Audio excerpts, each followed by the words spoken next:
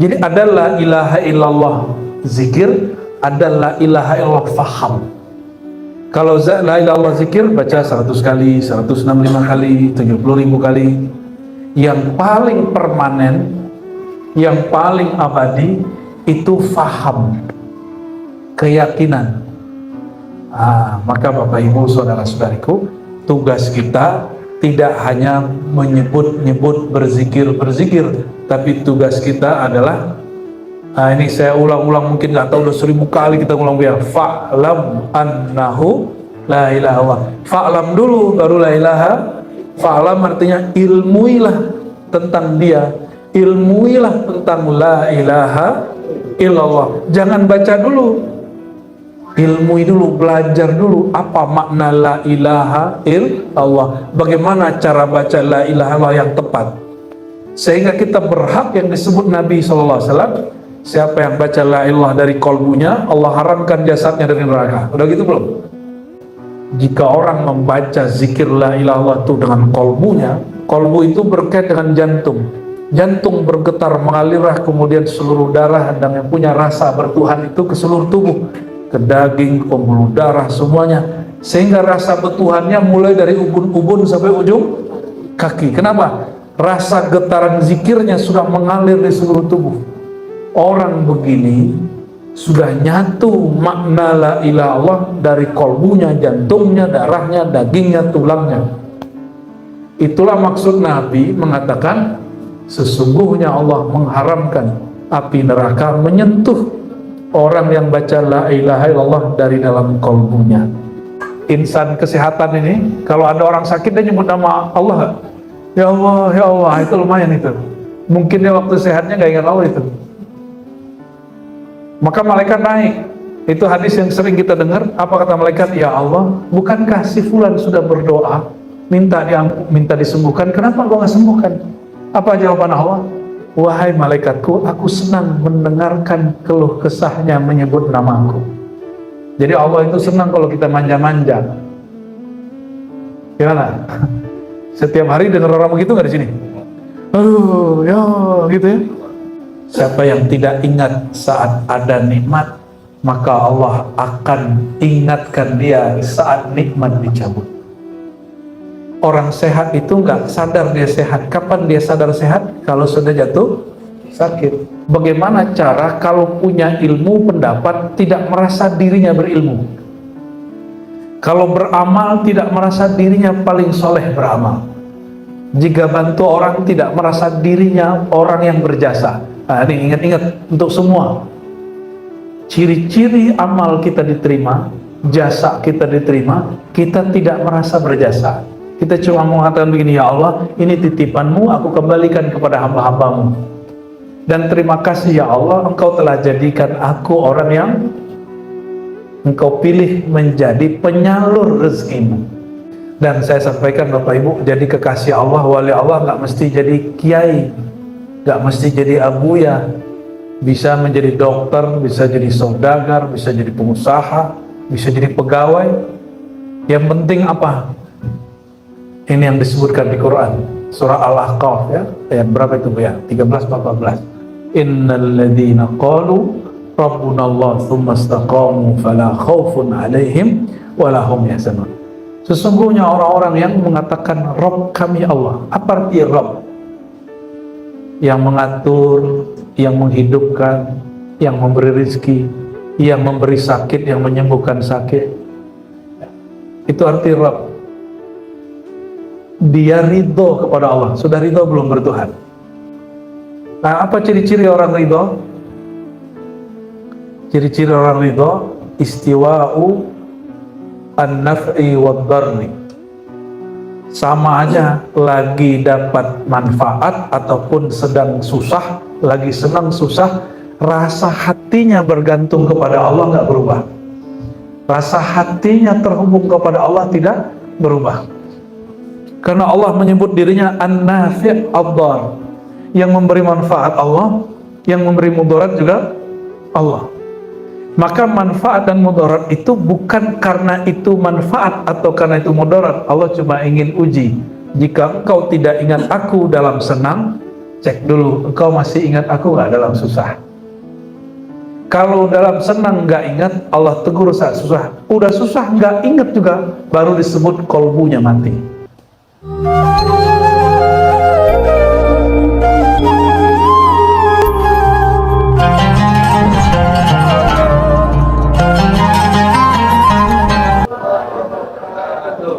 Alhamdulillahilladzi bini'matihi tatimmus shalihat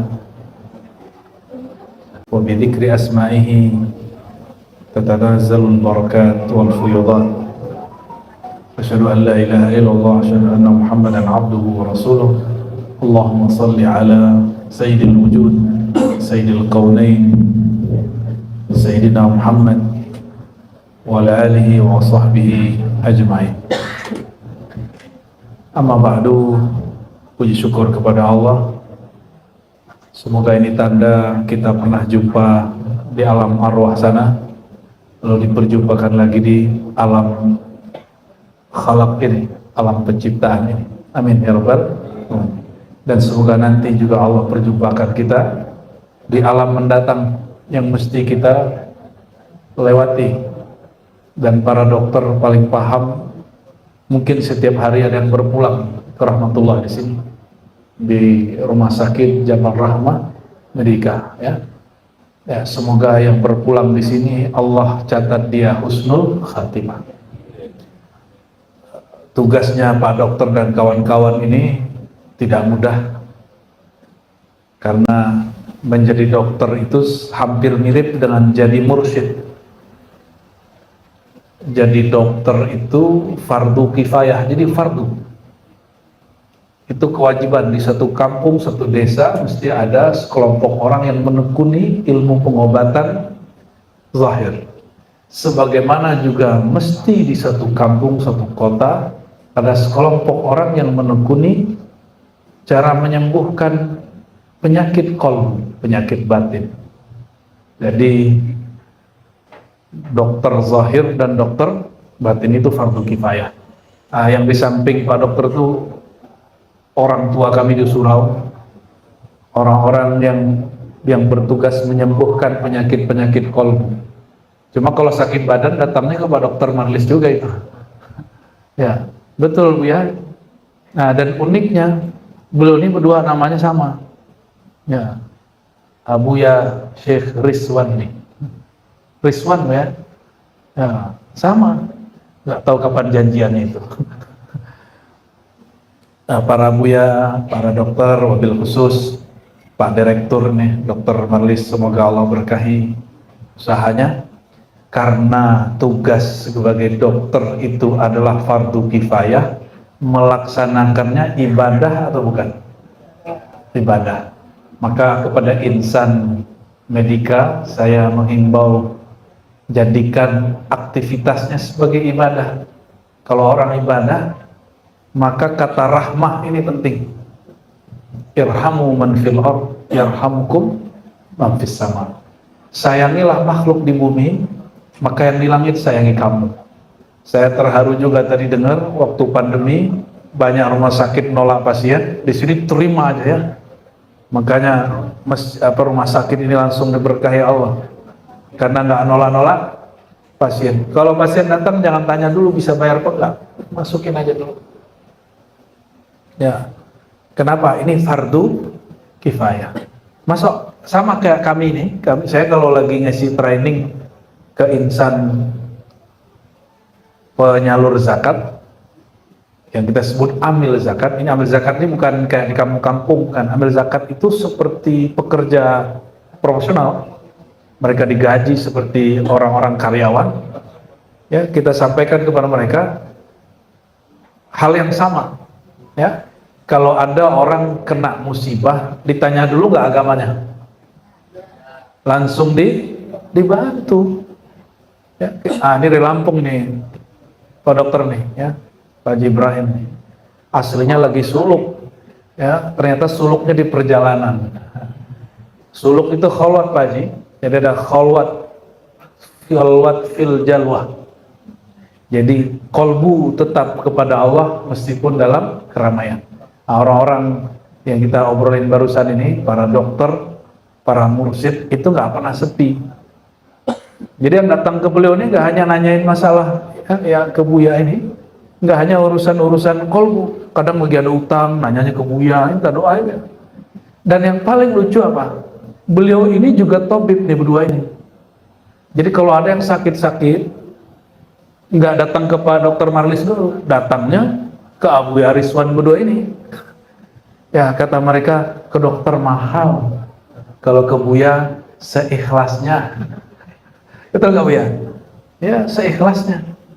Ya kalau Buya nggak ikhlas ya nggak jadi, nggak naik doanya. Jadi beliau ini juga secara tidak disadari ya, atau disadari orang di kampung beliau, juga bertugas sebagai tabib. Tidak hanya tabib kolbu, tapi juga tabib jasmani. Ternyata kalau kita cek silsilah beliau ke atas, nyambung ke Syekh Abdul Qadir, itu beliau salah satu orang yang mengerti herbal. Jadi kalau sekarang disebut praktisi herbal. Praktisi herbal. Nah, di sini ketemu nih, cocok lah beliau bertiga nih duduk ya. Pak dokter ini, dokter, cuma kalau badan saya sakit, itu gak dikasih obat dulu, dipijit dulu. Ya, habis itu dikasih herbal. Saya bilang, ternyata tidak hanya ustadz aja yang tersesat, dokter juga ada yang sesat ini. Allahumma sholli ala sayyidina Muhammad. Ya. Biasanya ngaji sama kita Pak dokter, selalu kita tanya, kamu gak takut sesat? Kamu gak takut dituduh sesat? Itu pertanyaan kita ya.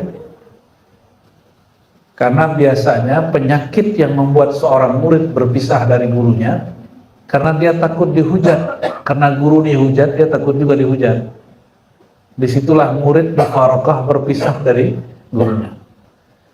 Bapak Ibu yang bukan Allah, walaupun tentang Isra Mi'raj, tapi karena sesuai pengantarnya Pak Dokter tadi, beliau berdoa semoga bisa membersamai para guru. Saya tidak pantas mungkin jadi guru seperti itu ya. Namun saya berdoa, Allah maj'alni khairan mimma yazunnun. Nabi mengatakan, ya Allah, kalau kata Nabi, jika engkau dikira baik oleh orang, berdoalah, jadikan kami ya Allah lebih baik dari yang dikira banyak orang. Imam Abu Hanifah dikira orang sholat tahajudnya sepanjang malam. Dia dengar gosip itu di perempatan. Abu Hanifah ini tinggal di Kufah, Irak, wafat 150 Hijriah, berarti sudah 12 abad yang lalu. Ketika dia lagi jalan di perempatan, dia dengar ada orang ngomong begini, oh itu si Abu Hanifah anak muda, ulama muda, itu ibadahnya ampun, ibadahnya sepanjang malam. Abu Hanifah mendengar begitu bukannya senang, karena dia dipuji dengan hal yang dia tidak lakukan, dia gak suka. Maka dia mengatakan, ya Allah, mulai malam ini tolong bantu aku mengingat engkau berzikir, tahajud, wiridan, baca Quran sepanjang malam. Maka sejak dia diomongin begitu sampai meninggalnya, sholat isyaknya, wudhunya tidak batal sampai subuh. Walaupun dia kemudian memperbarui wudhu, jadi dia sholat zikir tafakur, sholat zikir tafakur, sholat zikir tawajuh, begitulah sampai. Ternyata sebelumnya beliau berjumpa zuriat Rasulullah SAW, namanya Al-Imam Ja'far Shadiq. Ja'far Shadiq bin Muhammad Al-Baqir bin Ali Zainal Abidin bin Husain bin Ali bin Abi Thalib radhiyallahu ta'ala anhum ajma'in. Ini zuriat Nabi, jalur Fatimah. Sayyidina Ja'far ini imam yang diyakini oleh kelompok Syiah imam mereka, tapi juga diyakini ulama Ahlus Sunnah imam mereka. Kita ini Ahlus Sunnah, kita juga nggak benci Syiah, cuma kita beda dengan Syiah. Kita tidak meyakini para imam, para guru itu suci. Yang suci hanya para Nabi. Jadi kalau para ustadz ada kasus-kasus, itu maklum ustadznya bukan Nabi. Ya, apalagi yang bukan ustadz. Nah, Sayyidina Ja'far ini, beliaulah yang membimbing Imam Abu Hanifah yang bernama kecil Nu'man bin Bashir, bagaimana cara kalau punya ilmu pendapat tidak merasa dirinya berilmu. Kalau beramal tidak merasa dirinya paling soleh beramal. Jika bantu orang tidak merasa dirinya orang yang berjasa. Nah, ini ingat-ingat untuk semua. Ciri-ciri amal kita diterima, jasa kita diterima, kita tidak merasa berjasa. Kita cuma mengatakan begini, ya Allah, ini titipanmu, aku kembalikan kepada hamba-hambamu. Dan terima kasih ya Allah, engkau telah jadikan aku orang yang engkau pilih menjadi penyalur rezekimu. Nah, jadi apalagi di sini dokter-dokter ya, insan medika ini, kalau ada orang sembuh di tangan kita, bukan kita yang menyembuhkan. Sepakat? Ya, sepakat ya? Sama, kalau punya duit banyak, terus ada duafa orang fakir miskin kita bantu, itu harta kita semua udah tahu, milik Allah, dititipkan lewat kita. Semua orang udah tahu. Cuma kenapa nanti esok habis orang dikasih misalnya, atau siapa dikasih masjid, nah, coba dihilangkan merasa berjasa, ngobatin orang segala macam. Kalau di kami para guru ini nggak boleh merasa berjasa kepada murid. Ini yang saya terapkan nih Pak Dokter ke kawan-kawan yang mengajar mu'alim-mu'alim. Kenapa? Kalau mu'alim itu investasi dia di sisi Allah adalah ngajar, dan dia nggak boleh merasa sudah menjadi guru. Betul ya? Kita selalu mengarahkan orang yang ngaji, dia menjadi hamba Allah, bukan hamba kita. Ya. Nah, kalau ada ketemu guru mursyid begitu, insya Allah guru mursyid itu layak kita jadikan guru mursyid sampai mati. Nah, kalau kami sedang belajar itu, sedang menerapkan itu, semoga Allah istiqomahkan, amin ya rabbal alamin. Dan saya sampaikan Bapak Ibu, jadi kekasih Allah, wali Allah nggak mesti jadi kiai, nggak mesti jadi abuya, bisa menjadi dokter, bisa jadi saudagar, bisa jadi pengusaha, bisa jadi pegawai. Yang penting apa? Ini yang disebutkan di Quran, surah Al-Ahqaf ya, ayat berapa itu Bu ya? 13-14. Innal ladzina qalu rabbuna Allah tsumma istaqamu fala khaufun 'alaihim wa la hum yahzanun. Sesungguhnya orang-orang yang mengatakan Rabb kami Allah. Apa arti Rabb? Yang mengatur, yang menghidupkan, yang memberi rizki, yang memberi sakit, yang menyembuhkan sakit. Itu arti Rabb. Dia ridho kepada Allah. Sudah ridho belum bertuhan? Hari ini sudah terima belum nasibnya? Ya, sudah terima belum nasibnya? Sudah. Sudah ridho belum? Sudah puas belum dengan kehendak Allah? Jangan puas dengan kehendak kita, puas dengan kehendak. Kalau maaf kehendak kita jangan pernah puas, nanti prestasinya mentok, mandek, berhenti. Tapi puaslah pada kehendak Allah. Nah, apa ciri-ciri orang ridho? Ciri-ciri orang ridho, istiwa'u an-naf'i wad-darri. Sama aja, lagi dapat manfaat ataupun sedang susah, lagi senang susah, rasa hatinya bergantung kepada Allah nggak berubah. Rasa hatinya terhubung kepada Allah tidak berubah. Karena Allah menyebut dirinya an-nafi' ad-dar, yang memberi manfaat Allah, yang memberi mudarat juga Allah. Maka manfaat dan mudarat itu bukan karena itu manfaat atau karena itu mudarat. Allah cuma ingin uji. Jika engkau tidak ingat aku dalam senang, cek dulu, engkau masih ingat aku nggak dalam susah. Kalau dalam senang nggak ingat, Allah tegur saat susah. Udah susah nggak ingat juga, baru disebut kolbunya mati. Baru disebut, coba yang insan kesehatan ini, kalau ada orang sakit dia nyebut nama Allah nggak?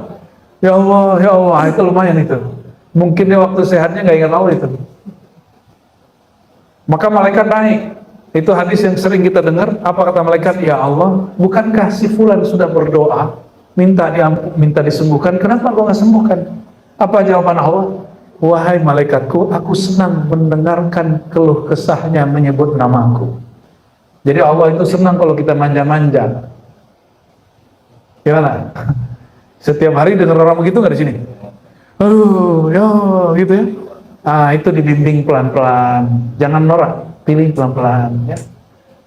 Kalau orang kesehatan itu paling cepat diterima oleh orang sedang sakit, nyalain ustadz itu. Jadi Pak Dokter ini bisa menggantikan tugas kami. Kalau lagi ada orang sakit, ustadz belum tentu dengar. Yang didengar siapa?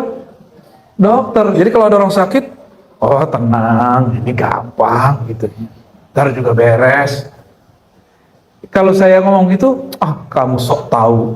Kamu kan dokter, bukan dokter, gitu. Nggak nyambung. Yang lucunya dosen kita dokter, ada orang sakit datang ke rumah. Ternyata orang itu salah paham. Dokter itu S3 Pak. Kalau dokter nyuntik otak. Ya kayak Bu Aldomi ini nyuntik otak orang gini. Gambar-gambar isi kepala orang. Kalau Pak Dokter nyuntik badan. Itu beda. Nah, orang-orang yang setiap hari dia mengalami senang atau susah, apakah senangnya mengingatkan dia kepada Allah, atau dia ingatnya kalau susah? Saya mau tanya nih, sholatnya kalau bisa nangis, pas lagi senang atau pas lagi susah? Ya udah, berarti dia kasih susah tiap hari ya, biar sholatnya khusyuk. Mau begitu? Jangan. Coba tadi kita kan ada orang akad nikah, itu ada yang nangis. Padahal akad nikah itu indah. Berarti tangis itu tidak selalu sedih. Ada namanya tangis bahagia. Ya, ada tangis bahagia. Yang pergi umroh pertama kali nangis nggak ngeliat Ka'bah. Itu sedih apa bahagia? Bahagia. Jadi nangis itu nggak mesti orangnya lagi bokeh ya. Maksud saya apa Bapak Ibu? Kita ini bisa ingat Allah lagi senang. Gimana caranya? Setiap mendapatkan kebaikan, iktikadkan, yakinkan bahwa kebaikan itu dari Allah. Ini berarti setiap orang meyakini kebaikan nikmat dari Allah, dia akan langsung bahagia. Jadi mau bahagia gak? Setiap pemberian yakini dari Allah. Ingin sengsara? Gampang. Setiap dapat musibah, jangan kemudian pahami itu bersumber dari Maha Pencipta. Salahin aja orang lain. Salahin sianu, nanti jadi hidupnya akan tambah rusuh. Oleh karenanya Imam Mu'taillah As-Sakandari, ini sering kita baca di hikam, ya. Siapa yang tidak ingat saat ada nikmat, maka Allah akan ingatkan dia saat nikmat dicabut. Orang sehat itu nggak sadar dia sehat. Kapan dia sadar sehat? Kalau sudah jatuh sakit. Dalam hadis yang sering juga kita baca, ni'matani maghbudun fihima katsirun minan nas, hadis sahih Bukhari. Dua nikmat yang orang sering lalai. Ini kita semua sering lalai. Apa itu? As-sihah wal faragh. Sehat dan waktu luang. Kita ini kayak sibuk, ternyata sibuk main handphone. Main handphone ini gak haram Pak, boleh. Tapi gunakan seperlunya. Masih ingat gak ada kelompok yang mengharamkan pakai tasbih? Enggak boleh zikir pakai tasbih, ya. Tapi pakai handphone boleh. Mana yang lebih bid'ah, pakai handphone atau pakai tasbih? Pakai handphone lah. Nah ini, maka gunakan handphone seperlunya, ngaji, komunikasi yang baik. Kalau udah mulai gosip di grup, keluar. Ya, sekarang itu mau jadi tukang gibah gampang, masuk grup yang banyak gibahnya.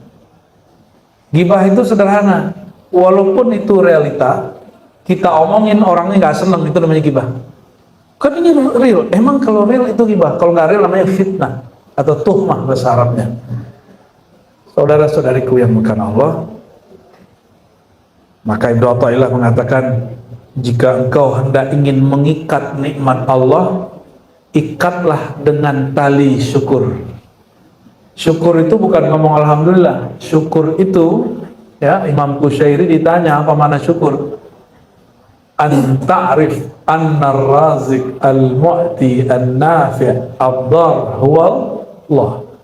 Engkau meyakini, melihat, merasakan bahwa yang memberi manfaat, mudarat, memberi nikmat adalah Allah.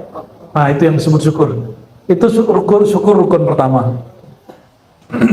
Orang non muslim sekarang bisa baca alhamdulillah nggak? Dia sudah bersyukur belum? itu ibarat syukur, bukan syukurnya. Mohon maaf nih, ini abang-abang nih, kakak-kakak ini sering gak ngomong sama temennya, say gitu, I love you. Cuma kalau dia ngomong orang gak percaya. Sering ngomong sayang ke temannya, tapi itu maksudnya bukan sayang-sayang apa. Bagi orang ini, dia ngomong gak dari hati.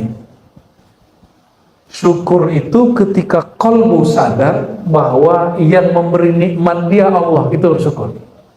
Baru dibaca alhamdulillah dengan lisannya. Jadi bukan alhamdulillah, alhamdulillah itu syukur, itu namanya menyebut alham. Jadi menyebut alhamdulillah dengan zikir alhamdulillah lain. Kalau nyebut-nyebut, mungkin YouTube kita lebih dulu masuk surga. Ya, sekarang tuh ada zikir alhamdulillah non-stop 24 jam ada.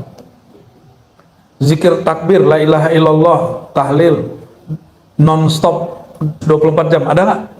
Kayaknya YouTube kita duluan masuk surga. Ya. Miftahul jannah la ilaha, kunci surga itu ketika orang meyakini tiada yang berkuasa, tiada yang berkehendak, tiada yang menghidupkan, tiada yang menyembuhkan kecuali Allah, itu kunci surga. Jadi sebenarnya orang-orang sakit itu dia sedang megang kunci surga. Sedang megang, dan termasuk para dokter dan semua yang bekerja di dunia kesehatan, jika dia meyakini pemberi kesehatan itu Allah, dia sedang megang. Jadi ada la ilaha illallah zikir, ada la ilaha illallah faham. Kalau la ilaha illallah zikir baca 100 kali, 165 kali, 70.000 kali. Yang paling permanen, yang paling abadi itu faham, keyakinan. Maka Bapak Ibu saudara-saudariku, tugas kita tidak hanya menyebut-nyebut, berzikir, tapi tugas kita adalah ini saya ulang-ulang, mungkin nggak tahu udah 1000 kali kita ulang biar fa'lam annahu la ilaha illallah. Fa'lam dulu baru la ilaha.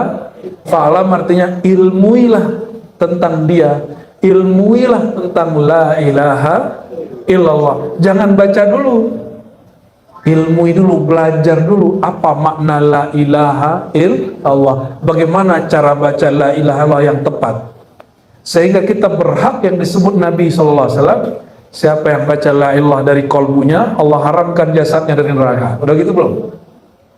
Nah, oleh Imam As-Sanusi dan Ad-Dusuki, apa kata beliau? Jika orang membaca zikir la ilallah itu dengan kolbunya, kolbu itu berkait dengan jantung. Jantung bergetar, mengalirlah kemudian seluruh darah dan yang punya rasa bertuhan itu ke seluruh tubuh, ke daging, ke pembuluh darah, semuanya. Sehingga rasa bertuhannya mulai dari ubun-ubun sampai ujung kaki. Kenapa? Rasa getaran zikirnya sudah mengalir di seluruh tubuh. Orang begini sudah nyatu makna la ilaha illallah dari kolbunya, jantungnya, darahnya, dagingnya, tulangnya.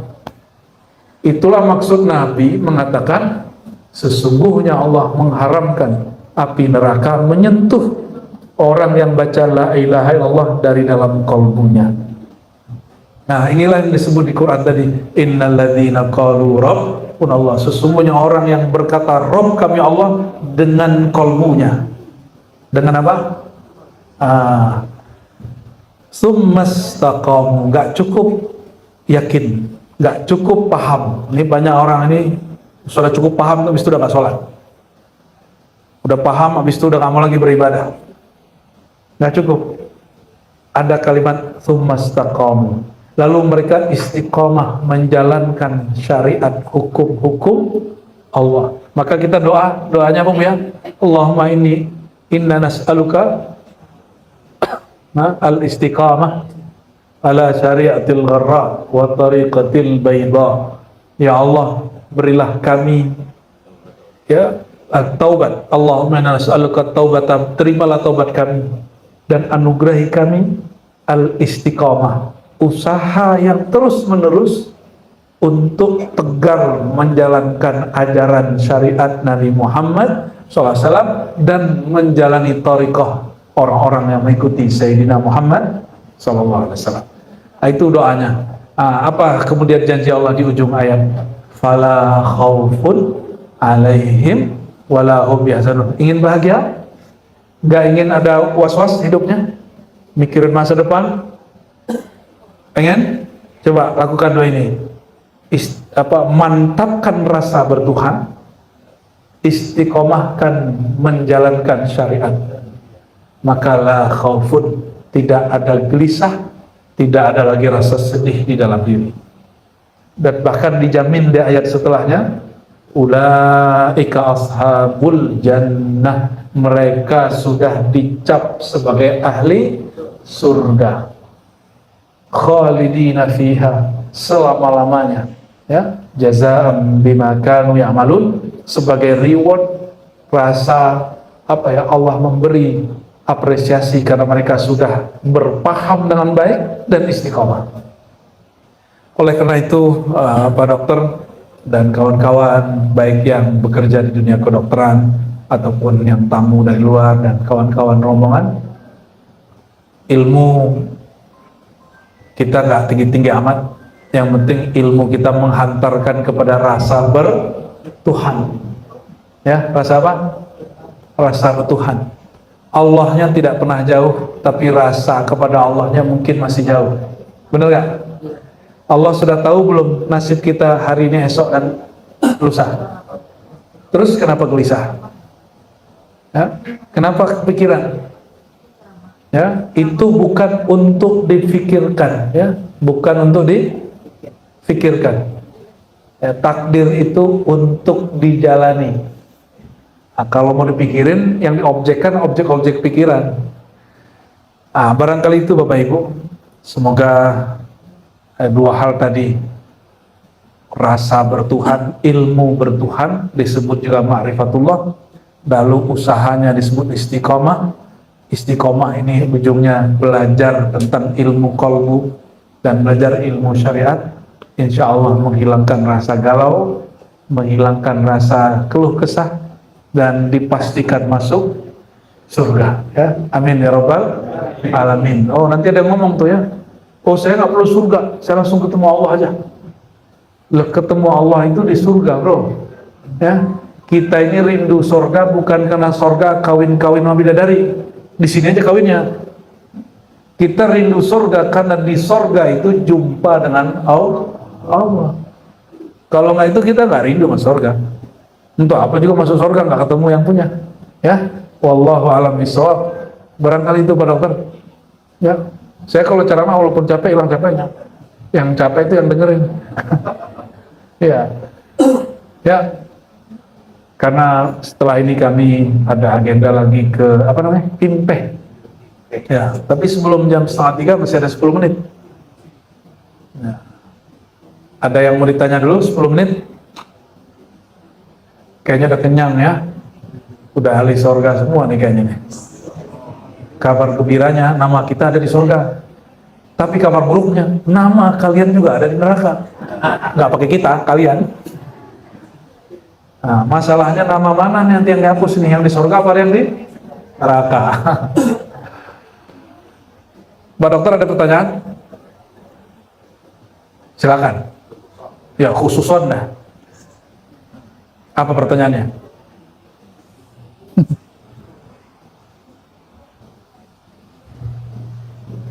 Mungkin yang kembali ke pertanyaan yang dia bilang yang dua kita bersama untuk mengatakan yang dua memulai dengan lain saya juga mengalami ini tidak yang dua itu mengatakan rasa bertuhan.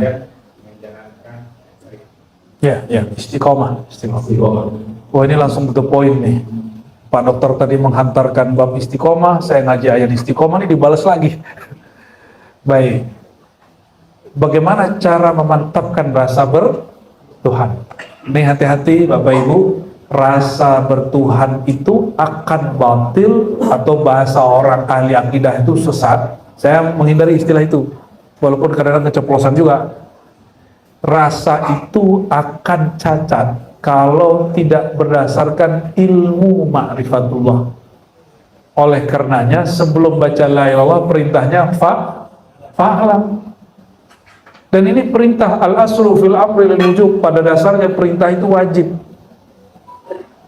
Berarti belajar makna, paham la ilaha illallah, hukumnya wajib. Nah, orang bungo udah belajar begitu belum? Cari guru. Cari guru yang mengajarkan hakikat la ilaha, bukan hanya mengurai bahasa Arabnya, tapi dia mengurai sampai kepada cara menumbuhkan rasa kepada Tuhan. Ilmu itu. Lalu yang kedua, kan Pak Dokter sudah mulai talqin. Nah, talqin, ambil talqin. Apa yang disebut talqin? Talqin itu belajar bimbingan la ilaha illallah dari zahir lisan, dilatih supaya masuk ke dalam qalbu. Waktu talqin ada rasa bergetar nggak Pak Dokter? Itu getaran nggak akan hilang sampai mati, kecuali Pak Dokter inkar dengan ilmu ini. Itu yang disebut di Quran, idza dzukirallah, jika disebut nama Allah bergetar qalbunya, dan itu mustahil tanpa talqin zikir. Jadi talqin itu guru membacakan, nanti murid ngikutin, ya, bukan baca dengar dari YouTube terus ikutin, enggak, beda. Mesti ketemu zahir, ketemu fisik. Nggak bisa belajar zikir lewat sosial media. Jadi kalau fa'lam, ketahuilah, carilah orang yang tahu. Fas'alu ahlal dzikri, cari orang yang tahu itu, lalu belajar darinya. Kalau ngikutin surat Al-Fajr, fadkhuli fi ibadi, bergabunglah, masuklah ke dalam golongan hamba-hambaku. Kenapa? Allah itu ngomong gini, hadis qudsi dan hadis Nabi, ta'isa abdud dinar, akan lelah pemburu duit, hatinya lelah, badannya lelah. Di sini kan nggak macet ya, saya kangen sama macet ini. Ini beberapa hari ini nggak ngeliat macet kita. Bahkan truk-truk pun malam tadi kita lewat nggak macet ya. Baru beberapa hari ninggalin Jakarta udah macet, udah kangen sama macet. Orang kalau di Jakarta itu kerja, berangkat pagi, habis subuh, pulangnya sebelum tidur. Ya, baru nyampe di rumah jam 10, jam 9, kalau bisa nyampe maghrib itu hebat. Dia berangkat, anaknya belum bangun, dia pulang, anaknya pun kadang belum, udah tidur. Lelah. Kadang-kadang ninggalin sebulan, 2 bulan, 3 bulan. Lelah. Kalau hanya mencari duit. Maka niatkan cari duit itu bukan sekedar duit, duit itu alat. Nah, kesalahan manusia itu hari ini menjadikan alat sebagai tujuan. Duit itu alat untuk sedekah, alat pergi haji, alat bantu orang. Nah, coba niatkan begitu. Maka Nabi mengatakan, ya, wallahu fi aunil abdi ma kana al-abdu fi auni akhi. Mau dibantu Allah tidak? Maka bantu saudaranya. Allah pasti dan selalu membersamai hambanya, membantu hambanya selama si hamba bantu saudaranya. Dan saya lihat para insan medika, mereka membantu orang. Coba tujuannya gaji aja atau emang khidmat? Coba mulai dari hari ini sampaikan kepada kawan-kawan kita, niatkan ini berkhidmat, membantu saudara sesama manusia. Nanti dia nggak akan hitung-hitung. Orang begitu yang disebut sungguh-sungguh, dan dia nggak transaksional sama atasannya. Atasannya pasti senang, pasti orang dipromosi terus, naik. Betuhan juga begitu. Itu yang disebut istiqomah. Ya, jadi ilmui, cari ahli zikirnya, ahli ma'rifatnya, lalu bergabung dengan mereka. Jangan misah-misah. Ya, jangan misah. Dalam hadis Tirmizi disebutkan, orang hebat kalau sendiri kayak kucing. Tapi kalau kucing, kambing rame-rame lebih hebat dari singa. Ya, yaqubal furqah, begitu dalam hadisnya. Hindarilah perpecahan. Pecah itu di kolbu. Nah, ini sebagai contoh. Masjid ini, bukan masjid ya, rumah sakit ini bisa maju karena dokternya nyatu, kan? Maka satu pergerakan akan nyatu kalau akan maju kalau orang-orangnya nyatu. Ya. Gitu, semoga bisa dapat ditangkap Pak Dokter. Ini saya ngomongnya sudah mulai ngelantur ini, karena sudah mulai 2:30 dan kurang tidur. Kalau kurang tidur kita kebalik-balik, maju jadi satu jadi maju ya, atas jadi bawah jadi atas, kepala jadi kaki jadi kepala. Barangkali itu dari kami Bapak Ibu. Insya Allah ke depan kita akan agendakan lagi rihlah. Cuma mungkin ke depan gak bawa banyak orang, kasihan Pak Dokter terbebani. Ya. Kita cukupkan dengan kafarah majelis. Subhanakallahumma bika asyhadu an la ilaha illa anta astaghfiruka wa atubu ilaik. Ila ruhin Nabi sallallahu alaihi wasallam wa li jami'il atibba wa jami'il mardah, kepada semua para dokter, semua orang yang sakit, semua orang yang bekerja di sini dan semua orang yang berkhidmat di sini, kita kirimkan suratul Fatihah. Bismillahirrahmanirrahim. Suratul ladzina an'amta 'alaihim ghairil maghdubi 'alaihim. Amin. Rabbana atina fid dunya hasanah wa fil akhirati hasanah wa qina adzabannar. Walhamdulillahirabbil alamin.